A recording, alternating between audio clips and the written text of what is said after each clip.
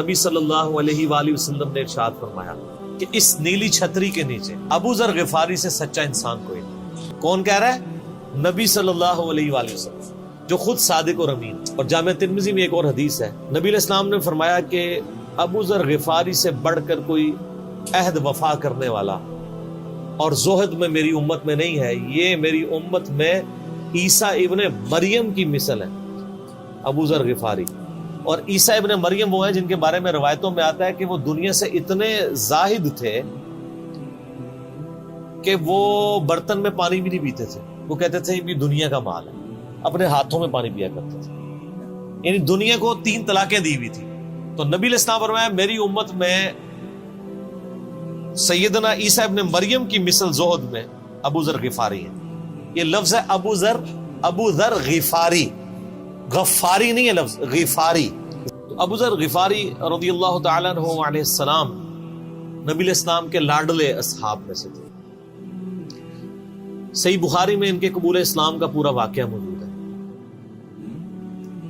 ان تک جب دعوت پہنچی کہ اس طرح ایک پیغمبر آئے ہیں مکے کی سرزمین میں جنہوں نے دعوی نبوت کیا، تو یہ انہوں نے پہلے اپنے بھائی کو بھیجا کہ خیر خبر لے کے آؤ، تو انہوں نے بتایا ہاں اس طرح ایک شخص ہے۔ پھر یہ خود رخت سفر باندھ کے نبی صلی اللہ علیہ وآلہ وسلم کی خدمت میں حاضر ہوئے مکہ شریف میں۔ تو صحیح بخاری میں آتا ہے کہ یہ گئے مکہ شریف میں۔ اب ڈر بھی رہے تھے، میں کیونکہ ان کو پتا تھا کہ نبی علیہ السلام کی مخالفت بھی بہت زیادہ ہے، کہ اگر میں کسی سے نبی علیہ السلام کے بارے میں پوچھا تو ہو سکتا ہے میرے ساتھ کوئی ایسی ایکٹیویٹی پرفارم نہ کر دے۔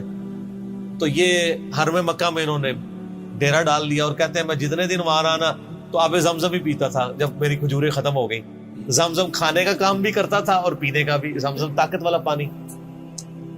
تو کہتے ہیں سب سے پہلے میری جس شخص سے ملاقات ہوئی وہ سیدنا علی ابن ابی طالب تھے رضی اللہ تعالیٰ عنہ علیہ السلام۔